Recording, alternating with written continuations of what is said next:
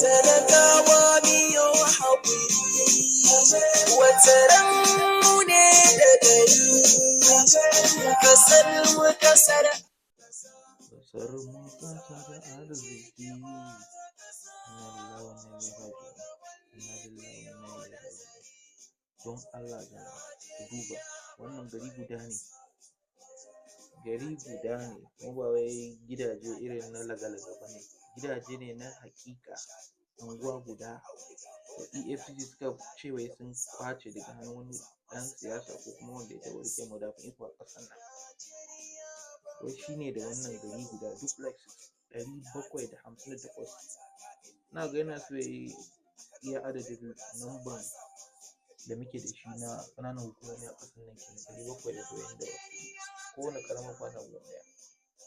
A ce wai ƙasar nan ba arziki, a ce wai ba za a iya biyan subsidy, a ce wai ba za a iya ba da ilimi kyauta ba, ba za a samu hanyoyi ba, titi, hanyar jirgin ƙasa, kamfanin jirgin ƙasa na ƙasa, na sama, na ƙasa duk babu.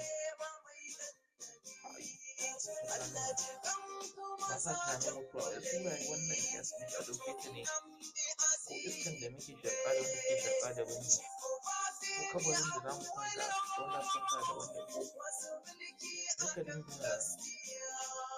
tunani ga irin wannan abubuwan. Abun nan ya sa hankali. Wasu suna zargin suna cewa wai na tsohon gwamnan babban bankin Najeriya da ya jefa miliyoyin mutane cikin bala'i wanda suka haɗa kai da wasu manya-manya a gwamnatin da ta shuɗe, gwamnatin Buhari. Suka canja kuɗi, suka buga kuɗi, suka jefa ƙasa da mutane cikin bala'i.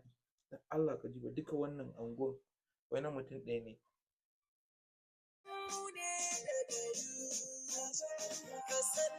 Allah ka duba saboda Allah. Duba. Wallahi Allah ya saka mu. Allah ya kwace wa talakawa duba gine-ginen nan anguwa gari guda ne wannan.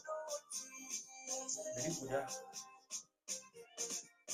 To wannan in ya gina har jikan jikokinsa suna da arziki kenan.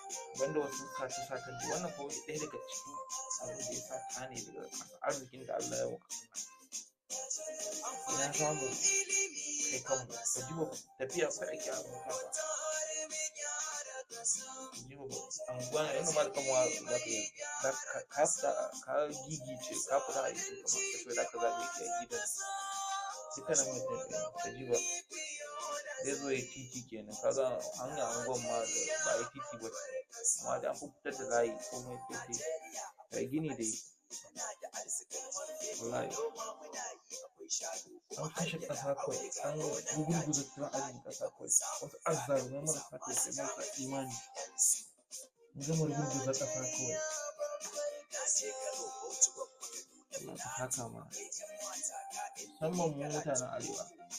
Allah ka isar mana gwamnonin nan da 'yan majalisun da ke wakiltar kansu ba jama'a ba. An maida wato talaka a ƙasar nan kamar commodity ne ko kuma wani article ne, da kada a exchanging ɗin shi for vote. Amfanin kawai an dehumanizing ɗin mutum an maida kai kawai ba mutum bane. Lokacin amfanin ka lokacin zaɓe. In kuka yi zaɓe shi kenan sai a dispensing a wurgar da ku sai kuma lokacin zaɓe a ƙara ɗauka a yayyafa muku kamar kaji. Ƙara dangwala muku. Ba ka da wani amfani. Lokacin zaɓe kun gama